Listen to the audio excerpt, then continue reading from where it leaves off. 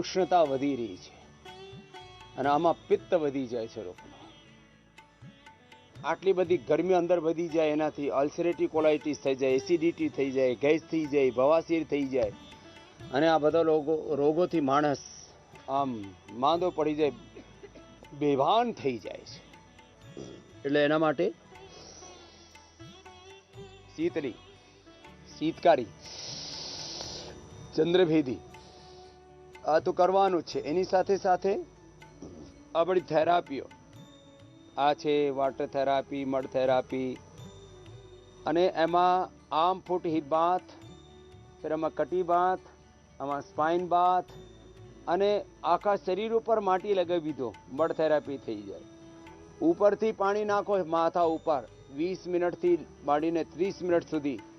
તો આજ તો દરેક ઘરમાં આવા ફવારા છે, સાવર છે, સાવરની નીચે બેસી જાઓ ઘરે જ અને આમાં જ કપાલભાતિ કરતા રહો. આ વાતો નાનકડી નાનકડી છે, એ પિત્તના પ્રશમન માટે રામબાણ છે. આમ જ પ્યાજ, સત્તુ અને પ્યાજનો પ્રયોગ કરો. જો ના કે ચણાના સત્તુ લઈ લો, એમાં ડુંગળી નાખી દો નાનકડી કાઢીને, થોડોક સેંધાળું નાખીને અને થોડીક મરી, એનાથી ડાયજેસ્ટિવ થઈ જાય સત્તુ, નહીં તો વાયુ કરે. અને પછી આમનો પના લો કે ડિફરન્ટ જે શરબત છે એ પીવો, કે છાછમાં તમે લવણ ભાસ્કર નાખીને એ છાછનો ઉપયોગ કરી લો. આ નાનકડી નાનકડી વાતો છે, પણ એનો 100% ફાયદો થાય છે. બિલ્વનો પ્રયોગ કરો.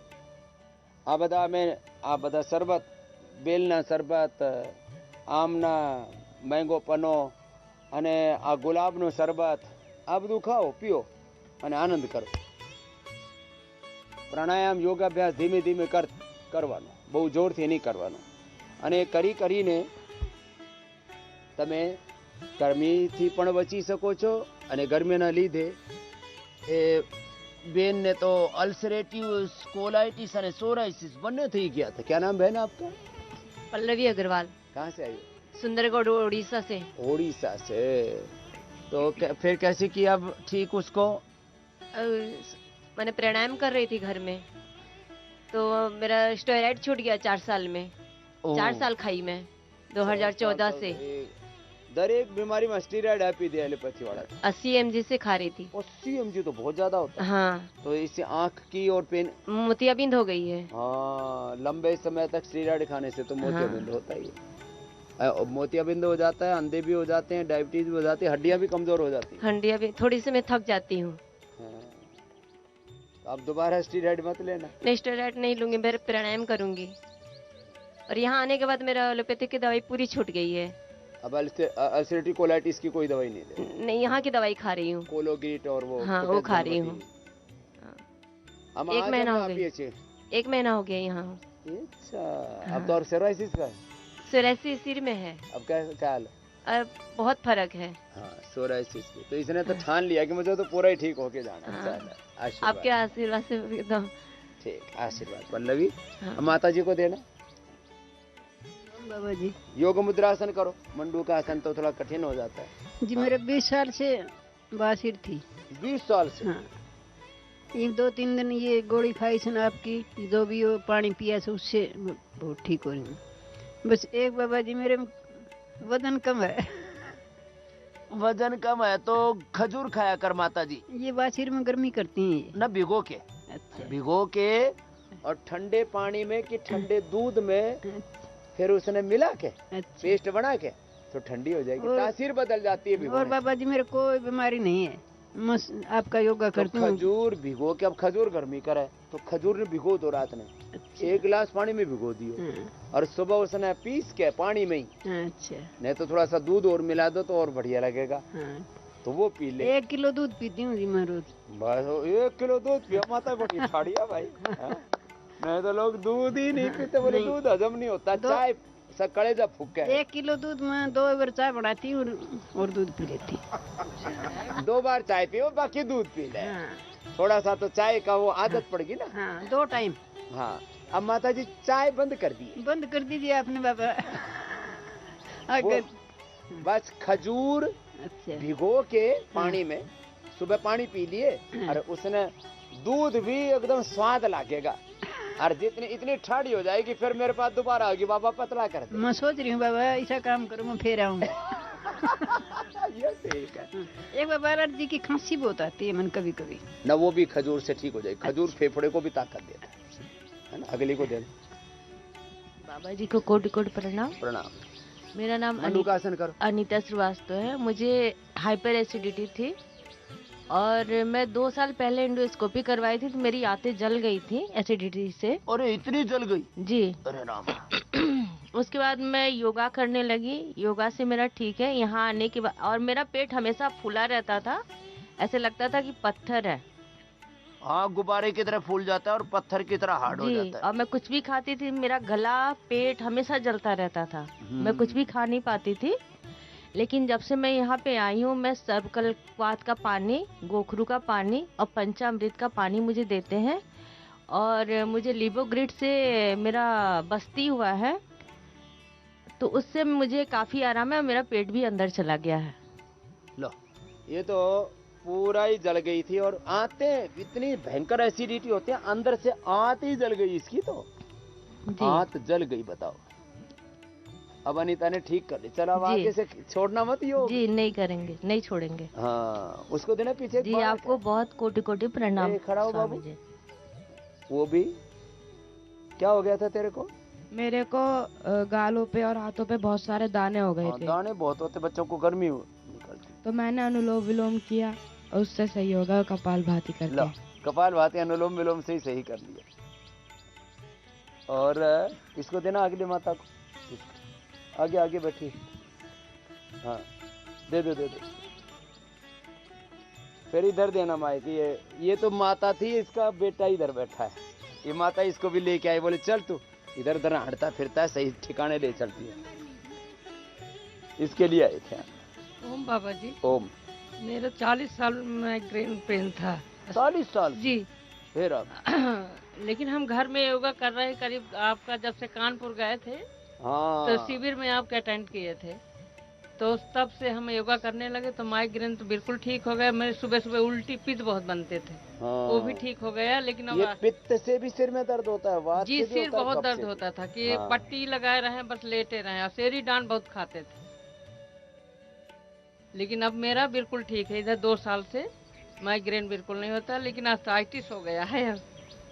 लो, एक पित्त बढ़ा तो फिर वात बढ़ गया जी।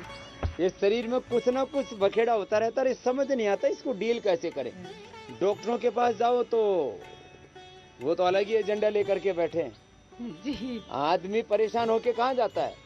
डॉक्टर के पास। लेकिन आर्थराइटिस में बाबा आप ही का काढ़ा दवा कानपुर में डॉक्टरों से मिलते रहे, बात जी से आपके, तो कुछ आराम है। लेकिन अभी बहुत अब पूरा ठीक करके भेजेंगे। जी जी। हाँ।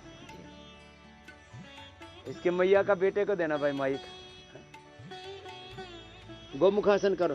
ओम स्वामी जी। वक्रासन, गोमुखासन। जी स्वामी जी, मैं करीब 15-17 साल से बल्कि 20 साल से एसिडिटी और ब्लोटिंग से बड़ा परेशान, बड़ा भारी परेशान था। थोड़ा बहुत आसन वगैरह जरूर कर लेता था, बट ट्रैवलिंग जॉब थी, बाद में अपना बिजनेस किया, लेकिन एसिडिटी से बहुत ज़्यादा परेशान था। मेरी माँ, बातें छोटी छोटी है लेकिन इस कष्ट बहुत देती, पीड़ा बहुत देती। मेरी माँ हमेशा मेरे को आपके पास आने के लिए बोलती रही। मैं भी कभी किसी काम की वजह से टालता रहा उसको। मगर मम्मी जो एक्चुअल में होता है दिखाते कुछ हो रहा है, इतना नहीं है। बट यहाँ आके स्वामी जी पता लगा कि मेरी सारी धारणाएं गलत थी। आज भी हर बारे में उसे तो धोखा मिला है सब जगह। तो बोले यहाँ भी, यहाँ जो बताते होंगे। अच्छा, यहाँ तो सारा चौड़े में होता है, कोई ओले में थोड़ी कि तू चेला में गुर कान में तुर्रम तुर। ये कान में फूक मारते रहते हैं, कान में फूक मारने वाला प्रोग्राम नहीं। हाँ। गैस की गोली एक परमानेंट सुबह मैं लेता था। हाँ। स्वामी जी, अब 6 दिन हो गए, एक भी दिन गोली नहीं ली है। और एसिडिटी और ब्लोटिंग कहाँ गई मुझे मालूम ही नहीं। मतलब तो अब यहाँ के दिखाएंगे तो बताया जाता है वो कम है, जो यहाँ है वो उससे घना है। नहीं, वास्तव में क्योंकि हम थोड़ा ऐसे रहे हैं, ऐसे कॉर्पोरेट में ये कि दिखाने का ज्यादा रहता है, तो विश्वास थोड़ा करना कठिन होता है। हाँ। बट जब यहाँ के देखा तो स्वामी जी वास्तव में चमत्कारिक है सारी। और मेरी माँ का और उसके बाद बाबा आपका इस बात में बुरा ना मानिए, पहले माँ का नाम इसलिए क्योंकि माँ ने ही मतलब बड़ा फोर्स किया, बट ठीक यहाँ है। आके बाबा मतलब ये देखा, और मेरे साथ ही नहीं कईयों से और से भी बात हुई है, वास्तव में बहुत चमत्कारिक है। अगले भाई ओम को स्वामी। देना। ये छोटी सी उम्र वाला है, बहुत- तेरे को क्या हो गया था बाबू? ओम स्वामी जी। स्वामी जी, मेरे पूरे शरीर में रेड कलर के दाने निकल आते थे, वो अभी यहाँ के बहुत कम हो गए हैं। मुंह पे भी बहुत दाने आप देख रहे हैं अभी, हाँ। वो आते हैं चले जाते हैं। तो ये शरीर में टॉक्सिन्स इकट्ठे हो जाते हैं, शरीर में जो ये टॉक्सिन्स इकट्ठे होते हैं उसी से ये दाने निकलते हैं, अंदर की गंदगी, चर्म रोगों के रूप में सारा पित्त बाहर निकलता है। तो बेटा तीखी तली चीजें खाना मत, उल्टी करते रहना, सप्ताह में एक बार वॉमिटिंग कर लो, कुंजल करवाते हैं, जी स्वामी जी। उससे पित्त बनेगा नहीं। कच्चा अंकुरित ज्यादा खाओ, पानी ज्यादा पियो, और शंख प्रक्षालन कर लिया, एसपी बोलते हैं, शंख प्रक्षालन कर लेना, उससे और शरीर का शुद्धिकरण हो जाएगा, है ना, जी स्वामी जी। पूरा अच्छा हो जाएगा। इनको देना।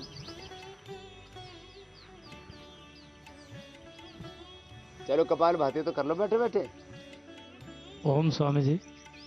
स्वामी जी, मैं आपसे कनखल के समय से जुड़ा हूँ। अच्छा 2009 में योग शिक्षक का प्रशिक्षण लेने फेज 2 में आया था, तब योगग्राम बन रहा था, और कम से कम सैकड़ों लोगों को मैं योगग्राम में भेज चुका हूँ प्रेरित करके।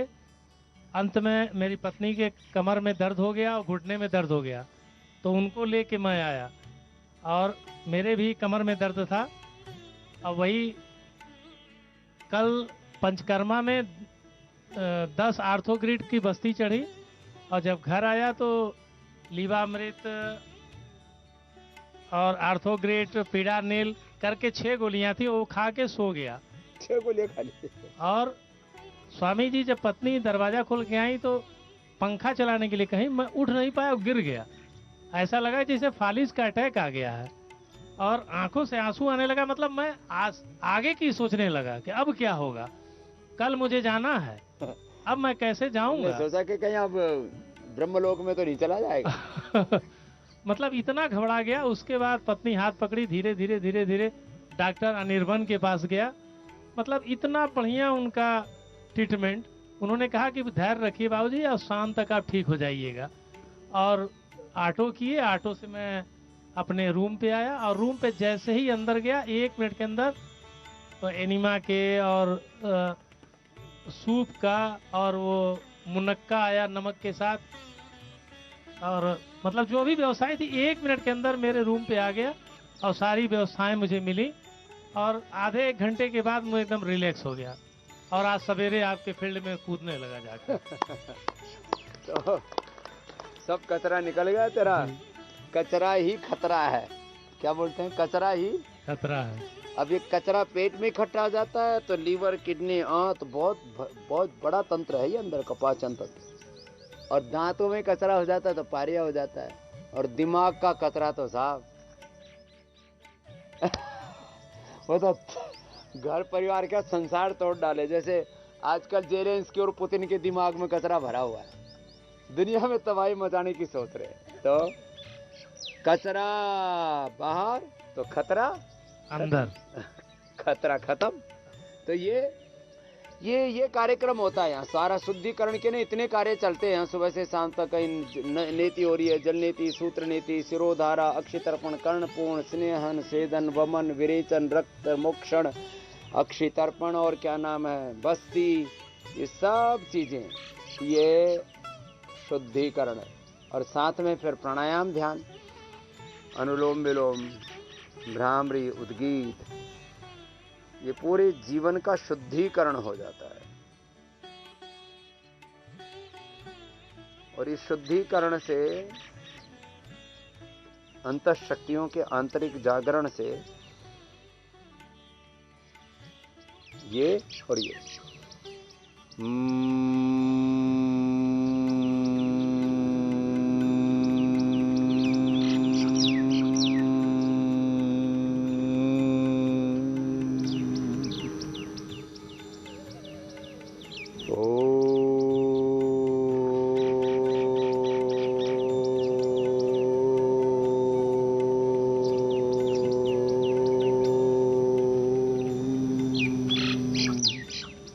ભ્રામરી ઉદ્ગીત અને ગરમી બહુ હોય તો શીતળી શીતકારી.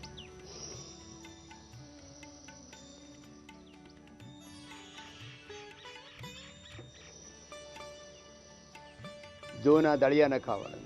જોની આ દળિયા કરીને એમાં છાશ નાખીને પી લેવાનું. ડુંગળીનો ઉપયોગ કરવાનો.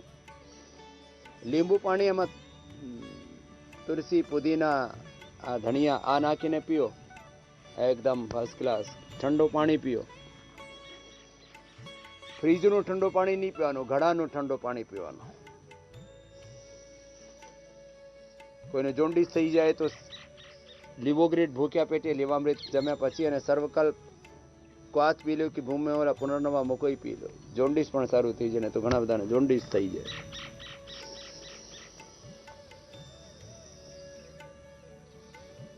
અને મોઢા ઉપર એનો અસર આવે, ફૂંસીઓ થઈ જાય તો એલોવેરા જેલ લગાવી લેવાનું. આ નાનકડી વાતો છે પણ એનો લાભ બહુ મોટો છે. એલોવેરા ભૂખ્યા પેટે જ પી લો, એનાથી જ પેટ સારું રહે. સાંજે આમ ગુલકંદ લઈ લો. તો આ નાનકડા ઉપાયો કરીને તમે ઉનાળામાં જે તડકો હોય, બહુ ધૂપ હોય, બહુ ગરમી હોય, પિત્ત વધી જાય, એનો પ્રાકૃતિક રૂપથી તમે ઉપચાર કરજો. અને આ નાનકડા ઉપાયો સાથે દરરોજે યોગ ભગાવે રોગમાં આપને આમ એ વોટરમેલન છે ને એનો જ ઉપયોગ કરી લો. વોટરમેલનનો ઉપયોગ કરો, અંકુરિત વધારે લો, ખીરાનો પ્રયોગ કરો, કકડીનો પ્રયોગ કરો, ખીરા કાકડી આ નાનકડી વાતો છે. પાણી 3 લીટર અવશ્ય પીવાનો. આ બધા પ્રયોગ કરશો અને સવારે ઉઠીને આ ઘાસ ઉપર જે ગ્રીન ગ્રાસ છે ને આ ઘાસ ઉપર જ બેક વાક કરવાની, સીધી વાક કરવાની, ઉલટી વાક કરવાની. એનાથી જ પિત્તનો પ્રશમન થઈ જાય. સવારે નગ્ન પહેરથી તમે ગ્રાસ ઉપર ચાલો તો એનાથી જ પિત્તનો પ્રશમન થાય છે.